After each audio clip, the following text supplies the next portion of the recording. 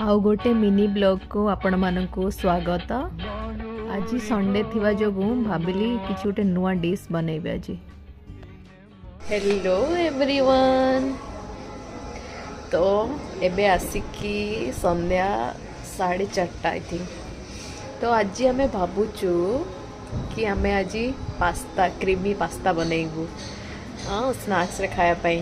तो 4टा बेले चाय के साथ पास्ता चलो बनैबा। देखंतु एठी मु पास्ता नै जाइछि। आपण पैकेट पास्ता खोला पास्ता जेकोसी पास्ता यूज कर परिबे। तो एठी मु गैस लगे कि पानी गरम करिया पे रखी देली पास्ता को सिजेबा पई। तो पानी आउ टिके तेल दे दिली मु काईना जेंति चिपचिपा न हो जाए। तापरे मु टिके लूण भी पकई देली, गोटे 2 चम्मच लूण भी पकई देबे। तापरे मु पास्ता को ढाली देली।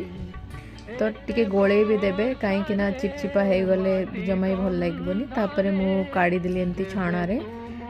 देखंतु पूरा गोटा गोटा होके हो जाइछि। तो मु अमूल रो बटर यूज करूछि एठी।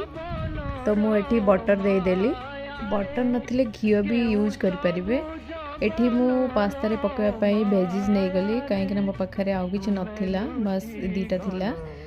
तो मुझे बटर रे वेजिस को सौते करने पकई देली। देखो एमती गोले देबे। आपण को इच्छा अनुसार कौन सी भी वेजिस ब्रोकली कॉर्न किसी भी आप नहीं पारे। मो पाखे बस शिमला मिर्ची थिला तो 2टा कलर मु दे देली। तापर या बाहर करी पुणी थरे बटर टिके अधिका बटर दे देबे। तापर देखंतु एठी 2 टेबलस्पून मैदा पकईकी ताकू भल भाव में मिक्स करेंगे। कहीं तार जदि टिके घोल टाइप रही ताहले जमा भी भल लगे। तापर क्षीर दे देबे। तो मुझे क्षीर दे देकी भल भाव में गोले देबे जमती पूरा क्रीमी हो। तापर टिके लूण दे देबे। तो ये रखी जो वेजिस को सौते करके से सब पकई देबे। पकई देला परे चिली फ्लेक्स 2 टेबलस्पून दे देबे। तो देखो केते सुंदर क्रीमी हो गला। तापर मुझे पानी दे देले कहीं बहुत गाढ़ा हो जाइथिला।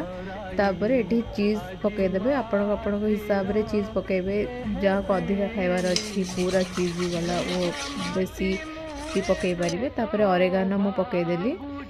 तो देखंतु ऑरेगानो भी 1 टेबलस्पून पकई देइछि। तो एठी बहुत बढ़िया क्रीमी बनी जाइछि, कलरफुल भी हो जाइछि। तो एठी मु पास्ता को पकई देली। पकईकी मु गोलेली।